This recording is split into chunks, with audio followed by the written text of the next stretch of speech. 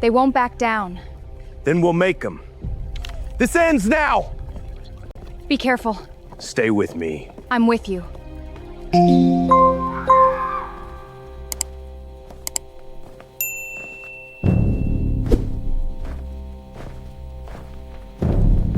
In the autumn of 1856, the only man willing to take Nora Caldwell was the one every family in the Allegheny settlements had spent years teaching their daughters to fear. She was 27 years old. In the marriage arithmetic of the Virginia foothills, that age was already a verdict and not a generous one. She was not plain. She was not frail. She was. And this was the word that moved quietly between the social calls and the church pew conversations and the dining room discussions conducted just below the range of her hearing. Difficult. She had challenged her father's land agent on a false tally sheet at 19, correctly, in a room of men who wished she hadn't and couldn't say she was wrong. She had refused James Alderman 2 years running, a man with 12 good acres and the conversational depth of a post, because Alderman spoke to her with the patient tone men used on animals they expected might bolt. She had read a newspaper at the Harker family dinner table when the conversation sagged and, when Mrs. Harker expressed displeasure, said, "Then say something worth hearing." She had been called, at various times, sharp, willful, headstrong, and unfortunate in disposition. The Reverend Hartley's wife had simply called her a trial and let that sit. By 27, the invitations had thinned considerably. By 27, Harlan Caldwell was a man with a crumbling field income, a note at the Lewisburg trading house that wasn't getting smaller, and a daughter who had become, by the reckoning of Virginia society, a liability he could no longer carry.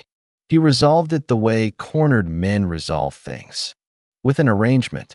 Jed Calloway came to the Caldwell property on a gray October morning when frost still lay thick in the hollows and the fields smelled of turned earth and coming cold. He drove a sound wagon behind 2 draft horses, heavy animals, not showy, but well-fed and well-shod, their coats deep and brushed. That told Nora something about the man before he said a word. She was watching from the kitchen window, which she had decided to do without apology. He was not tall, but he was built the way the highland country builds things, wide through the chest and shoulders, settled in his weight, with a stillness that came either from patience or from something considerably colder. Rough-bearded, a black hat worn for use rather than appearance, a canvas coat dark with oil and weather, a Colt Dragoon pistol on his right hip, worn the way working men wear their tools, without theater, without invitation. He and Harlan spoke on the porch for better than an hour. Nora did not leave the kitchen. She made tea she had no intention of drinking and sat at the table and listened through the open window, because her life was being discussed on that porch and she was going to hear it. 8 head of breeding cattle, relief on the trading house note. In exchange, a household arrangement, legal and binding, with Nora as its instrument. Harlan called her out when it was settled.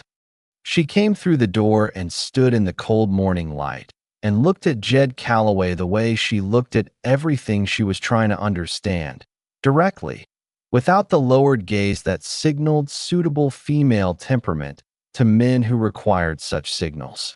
He looked back, not the way buyers looked at auction animals, running their appraisal from boot to collar. Something more careful, the way a man surveys a ridgeline before deciding whether to cross it. "You ain't afraid," he said. It was not a compliment. It was an observation, made the way a man notes weather. "I didn't say that," Nora said. He turned that over for a moment. Then he picked up her trunk, walked to the wagon, and loaded it without another word. Her father pressed her hand at the wagon step. His face held things she couldn't sort cleanly, shame and love and a relief he was working hard to disguise as sorrow. So she climbed up and faced the road ahead. The road into the highland climbed hard from the first mile, switchbacking up through stands of oak and hickory in their autumn rust and gold, leaves thick and soft underfoot from the overnight rain. The valley dropped away behind them in stages. The Caldwell house shrank to a pale rectangle, then to nothing. Virginia, the Virginia of social calls and church pew assessments and the careful ledgering of acceptable women, fell away with it, replaced by ridge and timber and sky. Calloway drove with his eyes on the road and his hands easy on the lines. He did not fill the silence. Nora didn't either. The cold settled in around them as the elevation climbed, thin and sharp off the upper ridges, carrying the smell of spruce and distant water. An hour in, without looking at her, road gets rough past the first ford. Brace yourself on the board. All right, she said. Later, after the ford, with the wagon climbing a long switchback through dense timber. Property runs east from the big ridge. You can see the whole of it when the leaves finish dropping. How much land? 400 acres, give or take. Good timber up high. Decent range below. 43 head, he said, before she could ask. Looking to increase come spring. A long pause. Wind moved through the upper boughs and sent a scatter of yellow leaves across the road ahead of them. Della keeps the house, he said. She's been there 11 years. She don't take orders well, but she's fair about it. Before Nora stopped. Yes, Calloway said. One syllable, door closed gently. Before. She did not press. There was enough in that single word to understand the territory wasn't open. The Calloway place sat on a wide bench of cleared land below the main ridgeline. A log-in frame house with solid chinking, a large barn that smelled of horses and dry hay from 20 feet away, a smokehouse, a root cellar, for outbuildings placed with the logic of someone who thought about function before appearance. A split-rail fence running true and well-maintained out to the eastern pasture, the rails seated close and the posts driven plumb. It was not a fine house. It was built to last, and it showed that intention in every plank and post, and Nora, who had grown up in a house maintained to project more than it actually held, recognized the difference immediately. Della came out onto the porch as the wagon pulled in. She was compact and somewhere in her 50s, gray-worked through close-cut hair, moving with the ease of a woman who had made her peace with the world long before this wagon appeared at her gate. She looked at Nora for a full moment, not the inventory look, not the social calculation. More like a woman who had been wondering what was coming and was now deciding what she thought. I kept the good room, she said. It's got the east window. Thank you, Nora said. You hungry? Yes. Come in, then. That evening, with Calloway gone to the barn to see to the horses and the lantern throwing its warm circle across the kitchen table, Della set down a plate of cornbread and salt pork and a jar of amber apple butter that smelled of cider and cinnamon, and she lowered herself into the chair across from Nora without ceremony. He ain't what they say, Della said. Nora looked up. I'm not telling you what to think, Della said. I'm telling you what I know. 11 years is a long time to know a man. Outside, the Allegheny Ridge was catching the last of the sun, a long burning line of ember and copper along the crest, the first stars coming out above it in the deep blue, the whole valley going to purple shadow below. The cold came off the ridge with the dark, carrying pine and frost smell and something underneath that Nora couldn't name, but that felt, in spite of everything, like permanence, like ground that had been here long before this arrangement and would be here long after. She had arrived by transaction. She had 2 trunks and a carpet bag in $3 coin and a legal bond she had not agreed to. She also had, and this part surprised her, the most striking view she had ever seen from a place she was supposed to dread. She ate her cornbread and cleaned her own plate and went to the east room and sat on the edge of the bed. The highland night came in through the window seams, the distant bark of a fox, the creek running somewhere below the bench, the barn settling around its own warmth. She sat with it for a long time. She had been handed over like a ledger adjustment. That was true. But she was also sitting in a solid room with a good window at the edge of 400 acres of highland country, and no one had yet told her what she could or could not do with it. She decided, without knowing yet what she was deciding toward, that she was going to pay close attention. 3 weeks into her life at the Calloway place, Nora had learned the following. Jed Calloway rose before first light every morning and was already at the barn or the fenced line by the time she came into the kitchen. He ate whatever was put in front of him without comment, which Della said was a vast improvement over his first 2 years alone, when he ate cornbread standing at the window and called that sufficient. He didn't drink. He read. Actual books, 2 shelves of them in the front room that stopped her cold the first morning she noticed, her hand resting on the spine of a surveying manual wedged between a well-worn Bible and a history of the Virginia counties. He gave no instructions about the house, no rules about what she was permitted to do inside it. He gave her nothing to push against, which left her with a surplus of prepared resistance and nowhere to aim it. She reset a leaning fence post in the eastern paddock one morning because it looked wrong every time she walked past it. She found a post driver in the tool shed, worked the old post out of the frozen ground, repacked the hole with tamped earth and gravel, and seated the replacement straight. It took better than an hour. She was washing her hands at the pump when Calloway rode past on his way back from the upper pasture. He pulled up and looked at the post for a moment. "Good angle," he said. "I've set fence before," Nora said. "I can see that," he said, and rode on to the barn. She stood at the pump for a moment with the cold water still dripping from her hands, wrong-footed by the complete absence of objection. In late October, Calloway needed to bring the upper herd down from the fall pasture before the first hard freeze came off the ridge. He said he could use another rider if she was willing. She said she was willing. She had been raised in a parlor needlework household, true enough, but she had spent considerable hours watching the hands work her father's land, and she understood the logic of it, and she could ride, actually ride, which she demonstrated in the first 10 minutes by swinging up without assistance and sitting her horse with the ease of someone who had done it since she was 8. The upper pasture lay on a long shelf below the ridgeline, close to 1,000 feet above the valley floor.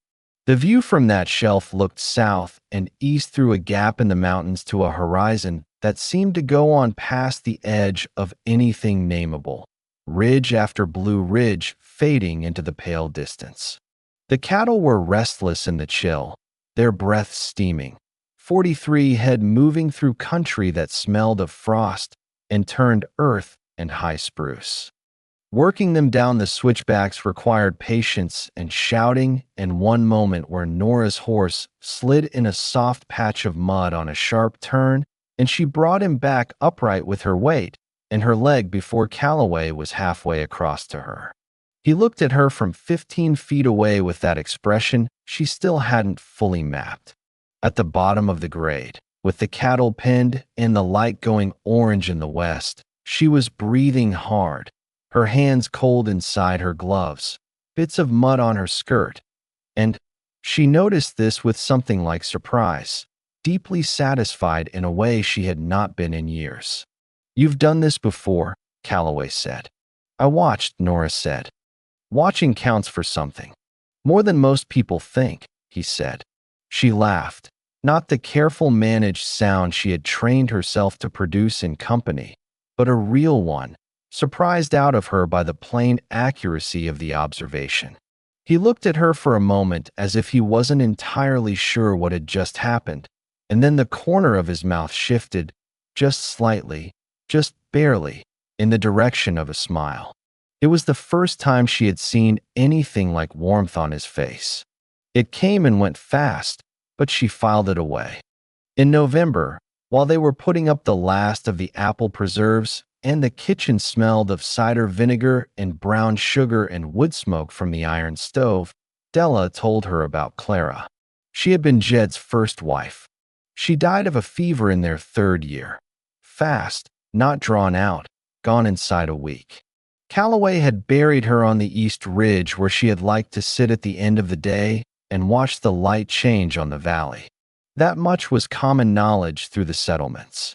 What came next was not. Clara's brother came to claim the property after she passed, Della said, stirring the pot steadily without looking up. Said the land had been Clara's dowry, holding and reverted to her family at her death. She paused. The stirring continued. That wasn't true. Jed had a proper deed, registered in Lewisburg. But Clara's brother, Trace Willard, had connections with the county recorder.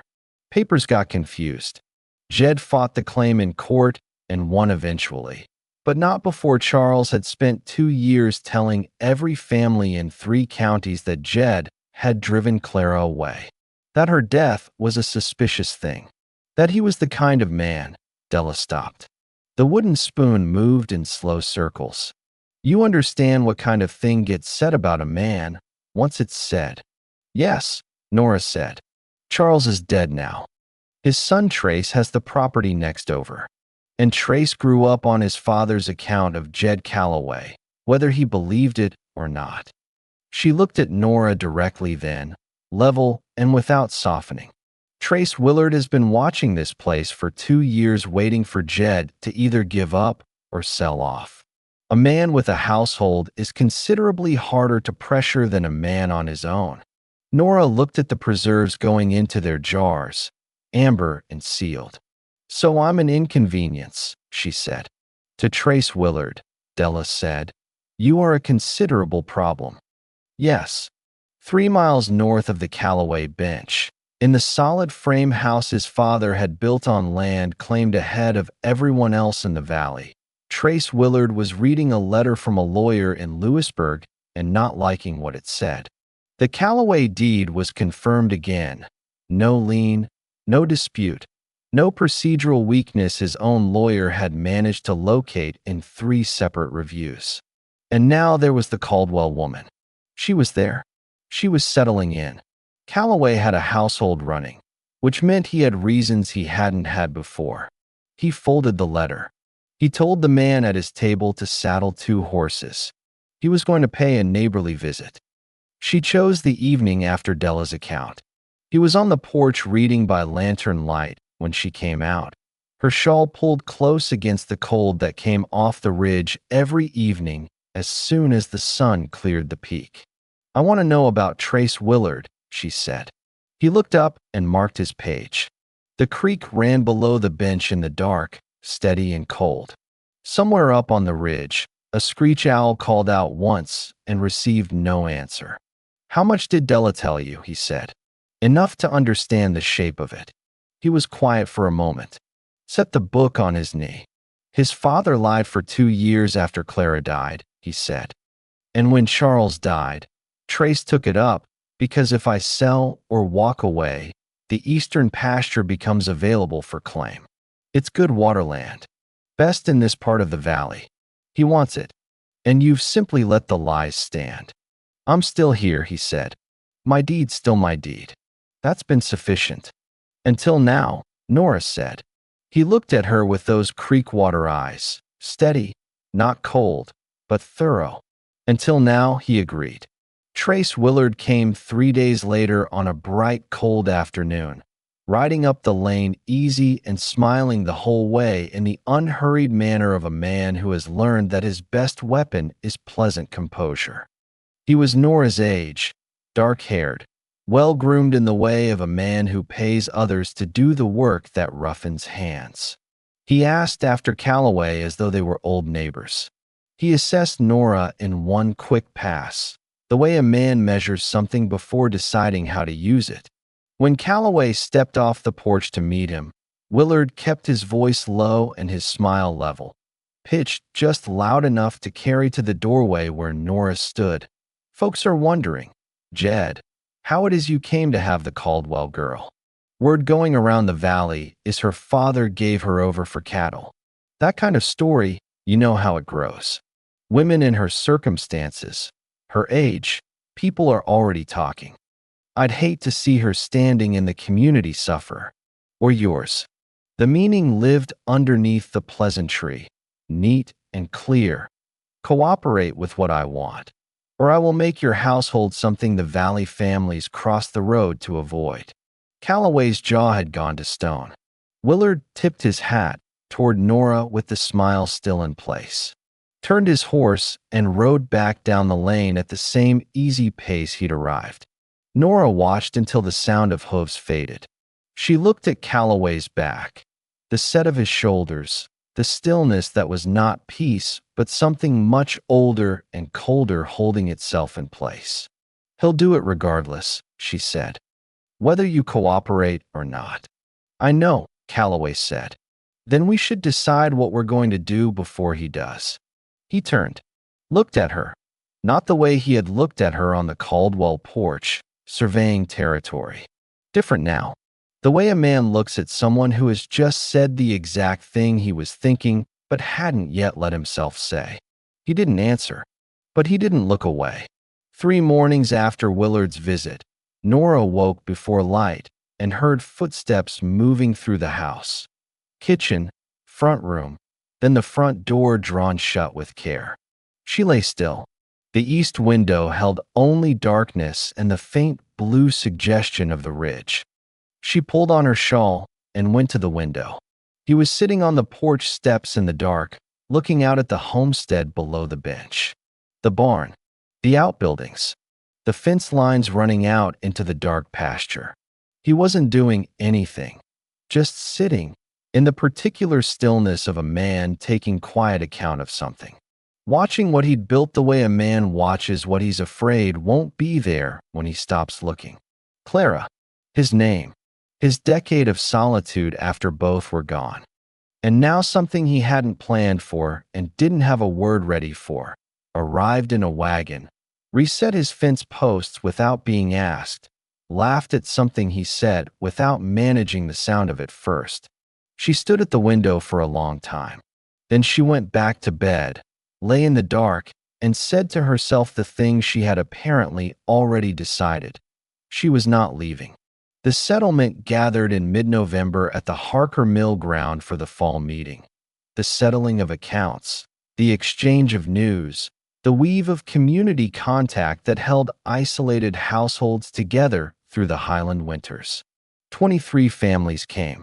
Wagons and horses filled the mill yard. The central fire burned good split oak, the smell of it carrying with the pipe smoke and cornbread and the warmth of a gathered crowd in cold air. Calloway told her about it the morning of, which was as close to asking as he came. There'll be talk if we don't appear. Let there be talk, Nora said. There'll be more useful talk if we appear, he said. The kind people can actually see for themselves. She thought about that. She went. The faces that tracked toward them as they arrived were doing the work that social faces always do, measuring, calculating, weighing whatever story they'd already received against the evidence in front of them. She kept her chin level and her hands still and looked back at every face that looked at her, which caused several of the faces to look elsewhere. Willard was there. Of course he was. He stood near the fire with 3 other men, composed and comfortable, and he looked over when they arrived with that constructed smile and something underneath it running its quiet calculations. He let 20 minutes pass before he came over, which was long enough for the right number of people to drift within earshot. Jed, he said warmly, and the new Mrs. Calloway. Good to see you both out. The valley's been quiet this season. He looked at Nora with that measuring look, comfortable in his own pleasantness. I hope the community has been welcoming. Nora looked at him. She looked at the Harker family standing nearby. She looked at the 6 or 7 people who had drifted within clear hearing range. She understood what Willard intended, that she would manage herself, perform the suitable responses, give him social cover to work his damage later from a safe distance. she said. Trace Willard's father told every family in this valley that Jed Calloway was responsible for his wife's death. That was a lie, and Charles Willard knew it when he told it. Trace Willard knows it too. He's been maintaining some version of it because Jed owns the eastern pasture water land that the Willard family wants, and a man living alone is considerably easier to wear down than a man with a household. The mill ground went quiet. Not dramatically, just the particular quiet of 23 families who have all stopped their own conversations at the same moment. The creek ran on beside the sawmill, indifferent. Willard came to our property last week, she continued, her voice the same voice she had once used on her father's land agent. Level, without anger, which was worse than anger, and suggested that my reputation and my husband's might benefit from his goodwill if Jed were to become more cooperative about his land. I want everyone here to know that, not as a grievance, as a fact, so that when stories about us start moving through the valley from this direction, everyone knows exactly where they come from and what they're for. Trace Willard's smile had thinned down to something barely structural. He opened his mouth. From a woman who what? Nora said. She had heard the beginning of that sentence before he spoke it. She had heard it her entire life. He stopped. Whatever word he'd reached for had failed its purpose on the way to his mouth, because he was standing in a mill yard full of families who were watching and deciding, right now, what they thought about a woman who stated facts plainly in a public space. He had no answer that could be spoken here without making it worse. Beside her, Jed Calloway stood without moving. He didn't speak. He didn't need to. His standing there, his full presence, without flinching an inch, without looking away from Willard's face, said the thing that words would only have diminished. Two people who had both been misnamed by this man, standing together on ground they'd decided to hold. Trace Willard left the gathering an hour before it ended. They stayed until the last. 3 families had stopped to speak to them on the way to their wagon. An older cattle farmer from the upper valley gripped Calloway's arm and said, without flourish, "I always thought your father-in-law was a damn liar." It was the plainest thing anyone said, and it was enough. On the road back, the highland had taken on its first real snow. Thin on the ground, heavy on the pine boughs, turning the whole ridge silver and blue in the last light. The horses moved steadily through the cold quiet. Their breath steamed. The wagon wheels crunched through the first skin of ice in the low spots. "You didn't have to do that," Calloway said. "I know," Nora said. The horses walked.